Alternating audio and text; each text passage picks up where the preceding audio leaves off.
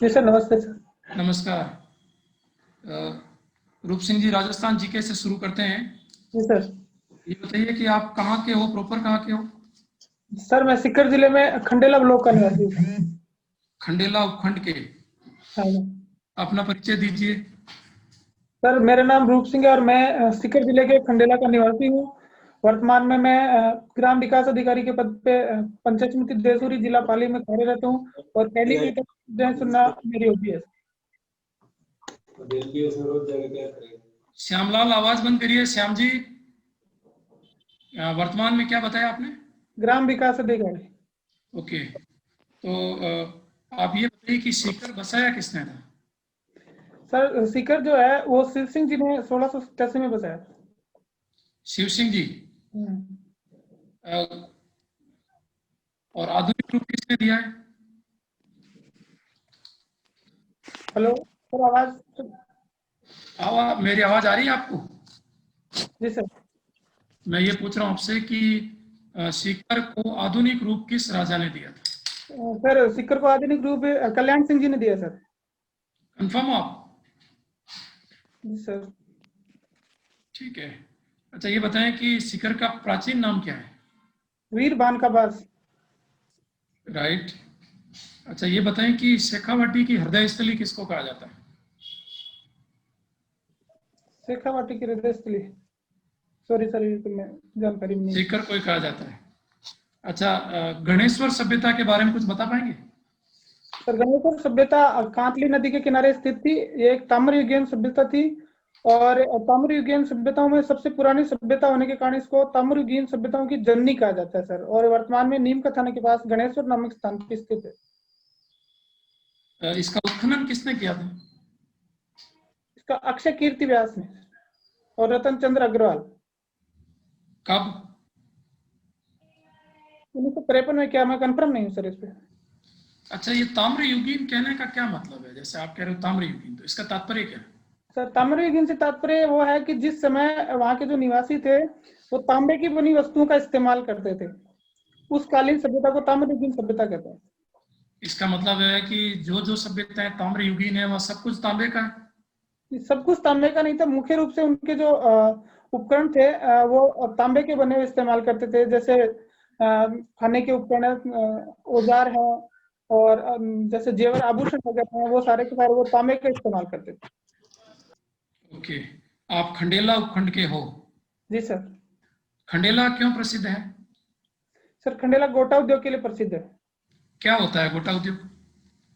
Sir, अलग अलग प्रकार के गोटा जो वहाँ पे बनाए जाते हैं और उनका जो इस्तेमाल है वो कपड़ों पे और अन्य चीजों पे सजावट के रूप में किया जाता है।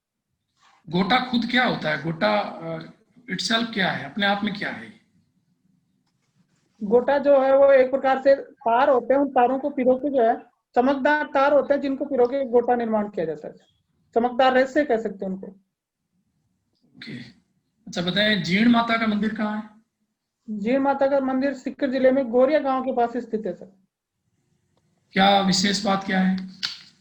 सर, विशेष बात तो वहां पे जो है वो दो मंदिर है, एक जीण माता का और एक हर्ष का।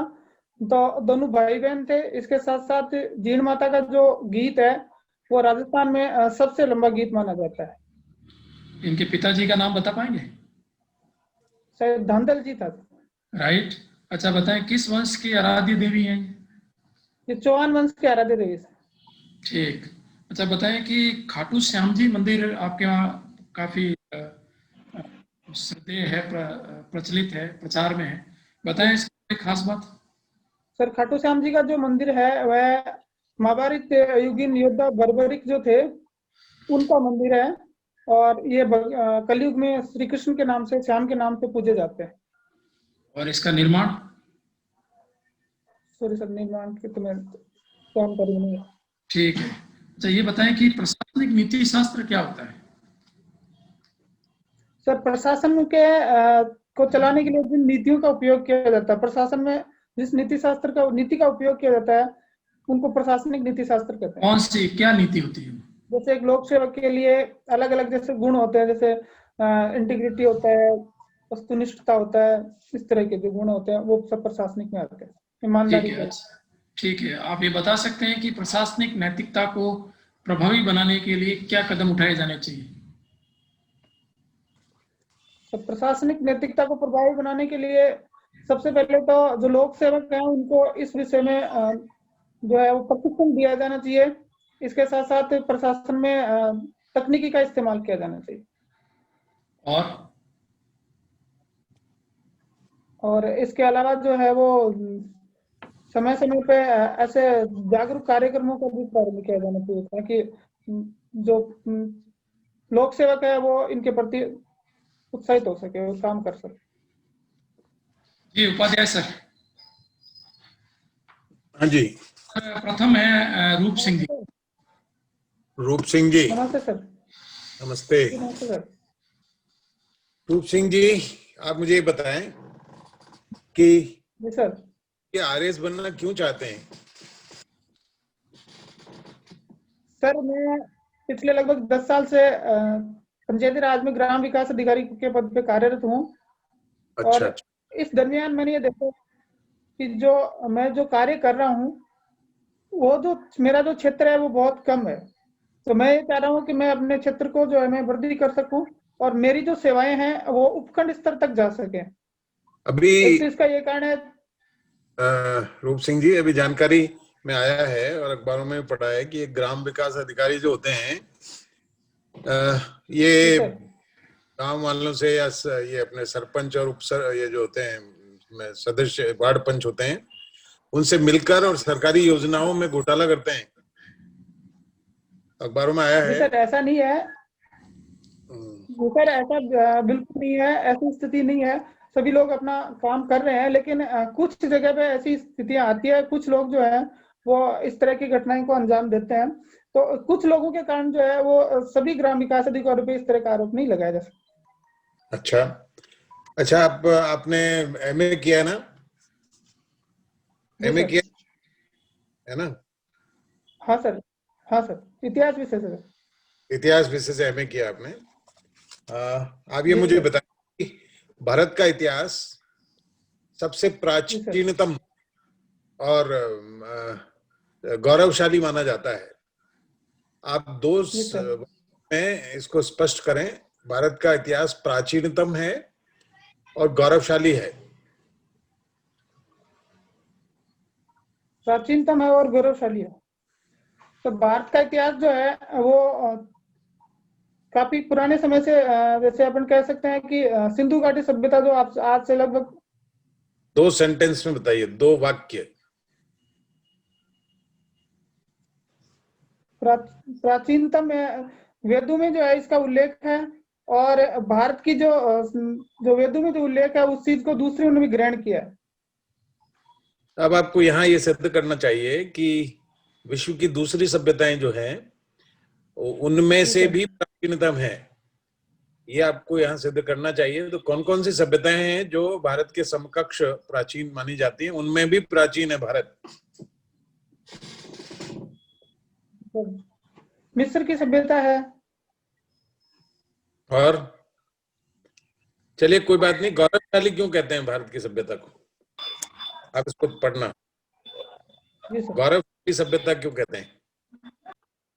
सर गौरवशाली इसलिए कहते हैं कि जो प्राचीन अपने ग्रंथ हैं उन ग्रंथों के अंदर जिस तरह से उल्लेख किया गया, जो साहित्यिक उल्लेख किया गया है जिसमें भारत की जो विविधता को दिखाया गया है उस हिसाब से दूसरे लोगों ने भी इसको अपनाया है और इसलिए इसको गौरवशाली कहा जाता है। चलो इसको आपको पढ़ना पड़ेगा। चलो कोई बात नहीं, चलते हैं अपन। ये उत्तर वैदिक काल में सूत्र और स्मृतियां जी सर की रचना हुई है ना? जी सर। ये सूत्र और स्मृतियां क्या है? ये सर जो ब्राह्मण ग्रंथ थे उनका ही विस्तार था। एक तरह से अलग अलग जो उनके बारे में जानकारी दी गई थी सूत्र और स्मृतियों के माध्यम से, जैसे कल्प सूत्र था उनके द्वारा। इसके अलावा जो स्मृतियां थी उनमें भी कुछ कानून नियम बनाए गए थे, जैसे मनुस्मृति थी, उसके माध्यम से जो हिंदू कानून बनाया गया था। हिंदू कानून जो है वो मनुस्मृति के आधार पर चलता था। उस समय तो हिंदू शब्द ही नहीं था। उस समय जो हिंदू जो सनातन धर्म था उस धर्म के जो कानून थे वो मनुस्मृति के आधार पर चलते थे। सनातन धर्म भी बाद में आया। सर 400 ईसा पूर्व से 400 ईस्वी के बीच में ये बनी मनुस्मृति, तो उस टाइम पे सनातन धर्म, हिंदू धर्म को जो मानने वाले लोग थे उस टाइम पे आ गया था सर। तो वैदिक धर्म, उसके बाद कौन सा सनातन धर्म मानते हैं आप? हाँ सर, वैदिक धर्म, सॉरी सर, जो वैदिक वैदिक कालीन जो धर्म था, वैदिक कालीन जो धर्म था ना, उसको उसके नियम उसमें मनुस्मृति में उल्लेखित थे सर। वैदिक काल में धर्म का क्या मतलब है? धर्म का अर्थ क्या है? सर धर्म का अर्थ क्या है? जो धारण करने योग्य हो, जो सभी जीवों का कल्याण करे, ऐसी नीति को धर्म कहा वैदिक काल में। अच्छा, एक कपिल मुनि हुए हैं, कपिल मुनि, जी सर। उनके बारे में कुछ जानकारी? सर महर्षि कपिल मुनि है, उनका कोलाइट बीकानेर में जो है वो आश्रम है, और इन्होंने एक रचना करी थी, उसका नाम मुझे अभी याद नहीं आ रहा सर। अच्छा, तो आप मुझे ये बताएंगे कि अपने कनिष्क के काल में एक बहुत बड़े आचार्य हुए हैं, उनका क्या नाम है? सर चरक। अच्छा, कनिष्क ने बौद्ध धर्म की कौन सी संगीति करवाई थी? कनिष्क के काल में बौद्ध धर्म की सर प्रथम हुई थी सर। पक्का? Are you sure? अच्छा, मुझे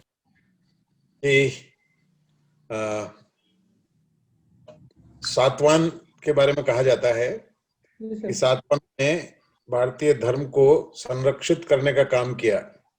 जी सर। क्या आप सहमत? सर सातवाहन काल में जो जैसे गौतमी पुत्र सातकर्णी, यज्ञश्री सातकर्णी जैसे राजा हुए, उन्होंने धर्म को जो है वो संरक्षण प्रदान किया, और उसके बाद में जैसे पुष्यमित्र सुशुंग हुए, उन्होंने भी धर्म को संरक्षण प्रदान किया, इसलिए बौद्ध जो है उन्हें बौद्धों का हत्यारा कहा जाता है। अच्छा, इधर अकबर के ऊपर चलते हैं अपन सीधे मुगल पीरियड में। जी सर। अकबर ने मनसबदारी प्रथा शुरू की थी। जी सर। मनसबदारी प्रथा क्या थी? सर मनसबदारी प्रथा जो थी वो एक तरह से एक शास्त्र, मतलब एक विभाजन था, सेवकों का विभाजन जिसको अपन कह सकते हैं। राजा टोडरमल के अनुरोध पे उन्होंने इसकी शुरुआत की थी, और इसके तहत जो प्रथा का लागू करने वाला मूलतः अकबर ही था, या कहां से कहीं और से ली थी उसने ये प्रथा? सॉरी सर, इसके बारे में जानकारी नहीं। चलिए कोई बात नहीं। अंग्रेज भारत में आए, है ना, उसके बाद पीरियड को हम भारत कहते हैं।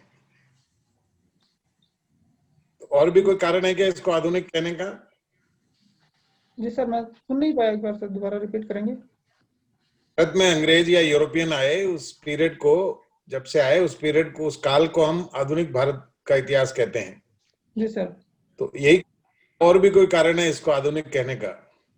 सर जो अंग्रेज भारत में आए उसके बाद में उन्होंने यहाँ पे जो मुगल जो सत्ता थी, जो मुस्लिम सत्ता थी, उसकी समाप्ति करके और विदेशियों का यहाँ पे जो प्रभुत्व हुआ, तो एक नवीन काल की शुरुआत हुई, इसलिए उसको आधुनिक काल कहते हैं। और कोई कारण नहीं है? मुगल सत्ता तो अंग्रेजों के टाइम भी चलती रही, 1870 खत्म हुई वो तो। सॉरी सर, और दूसरा कारण तो मुझे याद नहीं आ रहा सर। तो कोई बात नहीं। अभी मुझे आप बताएं कि भारत में पहली बार स्वायत्त शासन के बारे में किसने काम किया? सर लॉर्ड रिपन ने। क्या किया उसने? क्या नियम बनाया? क्या कानून बनाया? लॉर्ड रिपन ने जो है वो स्वायत्त शासन की संस्थाओं की स्थापना की दिशा में उन्होंने सबसे पहले कानून बनाए, और उन्होंने स्वायत्त शासन स्थापना जो संस्थाएं थी। विश्वविद्यालयों के बारे में सबसे पहले कानून किसने बनाया? सर विश्वविद्यालय के बारे में सबसे पहले कानून लॉर्ड कर्जन ने बनाया सर। आखिरी सवाल है मेरा, भारतीय सभा की स्थापना कब हुई? सर आवाज नहीं आई सर। भारतीय संविधान सभा का गठन कब हुआ? सर 9 दिसंबर 1946। ठीक है रूप सिंह जी। जी सर। Thank you sir. जी राजेश सर। आवाज सिंह जी। हाँ जी सर। जी, आप ये बताइए जी सर। आपकी जो हॉबी है उसका प्रशासन में क्या उपयोग हो सकता है? सर मेरी जो हॉबी है उसके माध्यम से जब मैं ये चीजें सुनता हूँ तो मुझे सुख मिलता है, शांति मिलती है और मेरा मन प्रसन्न होता है। और जब कोई मन प्रसन्न होता है तो उसका शरीर स्वस्थ रहता है। और प्रसन्न शरीर और प्रसन्न स्वस्थ जो चित्त होता है उससे व्यक्ति की कार्य क्षमता में वृद्धि होती है। तो निश्चित रूप से मेरी जो हॉबी है उसके माध्यम से मेरी जो कार्य क्षमता है उसमें वृद्धि होती है और मैं प्रसन्नचित्त होकर अपने कार्य को इफेक्टिव रूप से कर पाता हूँ। अगर आप प्रशासन में आते हैं, आरएएस अधिकारी बनते हैं, तो जी सर। राजस्थान की जो लोक कलाएं हैं जी सर। उनमें उनके विकास के लिए क्या प्रयास करेंगे? सर राजस्थान की लोक कलाओं के लिए एज ए प्रशासनिक अधिकारी मेरा ये रहेगा कि मैं जो है वहाँ के जो स्थानीय लोक कलाकार हैं उनको एक मंच प्रदान करूं ब्लॉक लेवल पे, और उसके बाद में उनको राज्य स्तर पे वहां से चयनित करके राज्य स्तर पे जो है लोक कलाकारों को भेजने के एक माध्यम बनूं ताकि उनकी जो कलाएं छुपी हुई है वो बाहर आ सके। अच्छा, चलिए आप ये बताइए, जो अभी अमेरिका के नए निर्वाचित प्रेसिडेंट है जी वो सर। लेंगे? जी सर, मैं सुन नहीं पाया दोबारा। बाइडेन, जो बाइडेन है ना, हाँ सर। हाँ, वो शपथ कब लेंगे? सर वो 20 जनवरी को लेंगे सर। अच्छा, कौन से क्रम के राष्ट्रपति हैं वो यूएसए के? सर क्रम तो मुझे याद नहीं है सर। अच्छा, ट्रंप की हार का मुख्य कारण क्या मानते हैं आप? हेलो जी सर। डोनाल्ड ट्रंप हैं, जी सर। उनकी हार का मुख्य कारण क्या मानते हैं आप? सर ट्रम्प की हार का जो मुख्य कारण है वो मेरे हिसाब से जो कोरोना महामारी जो रही उस महामारी के दौरान उनका जो किया गया जो बिहेव है, और उसमें उन्होंने जो कोरोना महामारी पे जो काम में बड़े उतने हिसाब से नहीं किया जिस हिसाब से उनको करना चाहिए था वो, और उनके साथ उनका जो व्यवहार है उसको मैं मानता हूँ। अच्छा, फिर भी 7 करोड़ वोट मिले हैं उनको लगभग। जी सर। इतने वोट कैसे मिल रहे थे? सर ये जिन्होंने वोट दिया वो कोरोना से प्रभावित नहीं हुए? ये तो अलग अलग जो चॉइस है लोगों की, किसी ने उनको पसंद किया, किसी ने जो बाइडेन को पसंद किया, उस हिसाब से। तो फिर 7 करोड़ वोट कैसे मिल गए, ये पूछ रहा हूँ मैं आपसे। वो लोगों की जो पसंद रही है वो। उन्होंने ऐसा अच्छा क्या किया जो उनको 7 करोड़ वोट मिले? सॉरी सर, इसके बारे में तो मैं नहीं कर पाऊंगा। अच्छा, भारत सबसे ज्यादा जो हथियार आयात करता है, जी सर। सामग्री आयात करता है, वो कौन से देश से करता है? सर मेरे हिसाब से रूस से करता है सर। अच्छा, दूसरे नंबर पर? दूसरे पे अमेरिका से। और तीसरे पे? तीसरे पे फ्रांस। इजराइल से भी करता है? हाँ सर, इजराइल से भी करता है सर। यूके से? Sir UK, United kingdom? UK से नहीं करता सर, सर कंफर्म नहीं हो सर मुझसे सर। अच्छा, भारत का सबसे ज्यादा व्यापार कौन से देश के साथ होता है? भारत का सबसे ज्यादा व्यापार सर मॉरिशस के साथ है मेरे से। श्योर हैं आप? मैं श्योर नहीं हूँ सर, कंफर्म नहीं है। अच्छा, बिना श्योर हुए ही आपने उत्तर दे दिया बड़े आत्मविश्वास के साथ। अच्छा, आप यूएसए में भारतवंशी कितने रहते होंगे लगभग? सर 2% भारतवंशी है सर। संख्या में बता पाएंगे कुछ अंदाजा है लगभग? संख्या याद नहीं है सर। अच्छा, आज न्यूज़पेपर में जो आया है न्यूज, हमारे जो प्रधानमंत्री हैं उन्होंने नोटबंदी को सफल बताया। जी सर। तो उसके पीछे कुछ फायदे भी उन्होंने बताए नोटबंदी के। जी सर। क्या फायदे बताए? सर नोटबंदी के परिणाम स्वरूप एक तो लोगों का जो रुझान है वो ऑनलाइन बैंकिंग की तरफ बढ़ा और ज्यादा से ज्यादा लोग उसमें उसका यूज करने लगे। इसके साथ साथ जो वह मुद्रा जो प्रचलन में नहीं थी वो मुद्रा बाजार में आ गई, तो उससे जो बाजार की फ्लो थी वो उसमें भी प्रभाव पड़ा। अच्छा, ये नोटबंदी हुई कब थी? सर 8 नवंबर 2016 को। अच्छा, एक ये बताइए आप, उदय क्या होता है? उदय? उदय? जी, उदय का फुल फॉर्म बताइए आप। मुझे तो सर जानकारी नहीं है सर मेरे। आधार कार्ड यूज करते हैं आप? यूज मतलब आपके पास है आधार कार्ड? जी सर। तो वो किसने जारी किया था? सॉरी सर, ध्यान नहीं दिया सर। अच्छा, आधार कार्ड में कितने अंक होते हैं? 12 डिजिट होता है। अच्छा, अभी एक और डेटा सामने आया है कि जो अक्टूबर 2020 है उस तक इतने आधार कार्ड जारी हो चुके हैं भारत में। वो संख्या याद नहीं है सर। चलिए, अंतिम प्रश्न बताइए आप। इफ्को क्या सर? इफ्को इफ्को? इफ्को एक संस्था है। जी सर। क्या? सर ये किसानों को जो है वो खाद और बीज वितरण करने वाली संस्था है। अच्छा, फुल फॉर्म बता पाएंगे इफ्को का? फुल फॉर्म याद नहीं सर। चलिए ठीक है जी, ललित सर। जी उपाध्याय सर।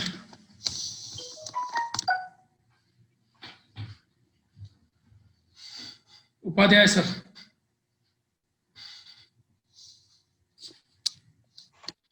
ठीक है। हाँ रूप सिंह जी। जी सर। आपकी परफॉर्मेंस तो ठीक है, पहले से बेटर है ना? और थोड़ा सा आपको पर्टिकुलर होना पड़ेगा जीके और करंट के बारे में। जी सर। करंट अफेयर्स में भी रिसेंटली जो बाइडेन और इस पे इतना आया है जी सर। कि आपको ध्यान में नहीं आ रहा कि उसके पराजय के कारणों की समीक्षा भी हो रही है सर। है ना?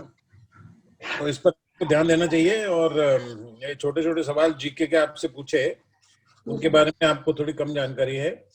और थोड़ा हिस्ट्री वाला पोर्शन भी ठीक करें, एक संविधान वाला पोर्शन करें, मैं उस पर प्रश्न पूछ नहीं पाया, ठीक है ना? और बाकी आज आपका परफॉर्मेंस बढ़िया है। पहला ही इंटरव्यू सर। पहला ही क्या? हाँ सर। अच्छा, नहीं अच्छा परफॉर्मेंस है। आप थोड़ी और तैयारी करें, न्यूज़पेपर पढ़ते रहें और एक मैगजीन कोई अच्छी पढ़ लें, CSR या कोई प्रतियोगिता दर्पण या जो भी, उसके रेगुलर पाठक बने आप। बाकी ओवरऑल ठीक है आपका।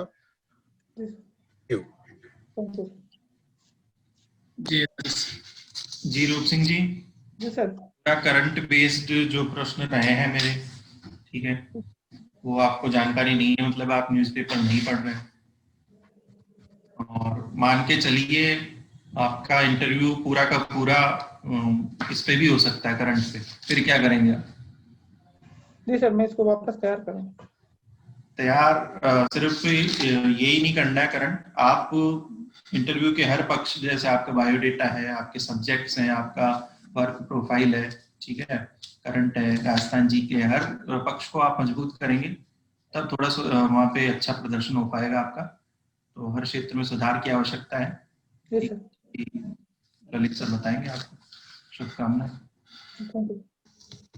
ये रूप सिंह जी, थोड़ा सा आपका जो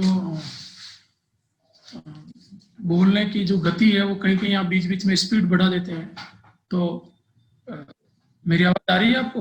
हाँ सर, आ रही है। मैं ये कह रहा हूँ कि एक तो आपकी जो बोलने की गति है उसकी स्पीड को आप बीच बीच में बढ़ा देते हैं, तो गति को संतुलित बनाए रखें, अच्छे शब्दों का प्रयोग करें। और आपका जो ज्ञान पक्ष है, ज्ञानात्मक पार्ट है, उसका हम देखें तो प्रशासनिक नीति शास्त्र में आपके उत्तर संतुलित नहीं थे, ऐसा लग रहा है कि उत्तरों में आप अनुमान लगा रहे हैं। और क्षेत्रीय ज्ञान में भी आप पूरा प्रॉपर पकड़ नहीं है, जैसे श्याम जी मंदिर की स्थापना वगैरह आप नहीं बता पाए, तो कम से कम आपका जिला, और अगली बार तो पूरा राजस्थान ही, तो कम से कम जिले की हर चीज की स्थापना किसने की, कब हुई, विशेषता, ये सब आपको पता होना चाहिए। कहीं उत्तर आप काफी बड़े दे देते हैं, तो उत्तरों को इतना भूमिका और इतना विस्तृत देने के बजाय आप इसको पॉइंट आउट करें तो ज्यादा बेहतर होगा। ये ज्यादा वर्णन रखोगे तो ये आपके लिए नेगेटिव जा सकता है। जी सर। इसको आप प्रयास करें कि पॉइंट आउट करें। बाकी तो अन्य पक्ष हैं, जैसे आप कहीं कहीं बोलते हैं मेरे हिसाब से, तो इसको आप मत बोलिए। ये बार बार बोल जाए तो कोई ठीक है, पर बार बार अगर इसको यूज कर लेंगे 2-3 बार 4 बार, तो आपके लिए थोड़ा ये नकारात्मक पक्ष बनेगा। मेरे हिसाब से नहीं बोले, सीधे ये पॉइंट पे आइए सीधे, और पॉइंट में उसका उत्तर दे दीजिए, जो क्वेश्चन पूछा गया उसका आंसर दीजिए। नहीं आता है तो उसमें सॉरी बोलिए, अनुमान लगाना है तो अनुमति से लगाइए, ठीक। और जैसे एक उत्तर आपने ऐसा दिया कि आप दिया उसके बाद आपने कहा शायद ये नहीं है, तो ये आप पहले ही बोल रहे हैं कि सॉरी सर मैं अनुमान लगाना चाह रहा हूँ, बाद में उसको सुधार करने का प्रयास फिर नकारात्मक परिणाम देगा आपको। और करंट इश्यू का सर आपको बता ही चुके हैं, इतिहास और सामान्य भूगोल और ये जो एथिक्स पार्ट है इनको और अच्छा करिए। बाकी अच्छा है, ओवरऑल हम मान सकते हैं कि एवरेज से अच्छा मानेंगे। बस ये चीज़ और इम्प्रूव करेंगे तो नेक्स्ट टाइम और बढ़िया हो जाएगा। जी सर। ठीक है, ऑल द बेस्ट।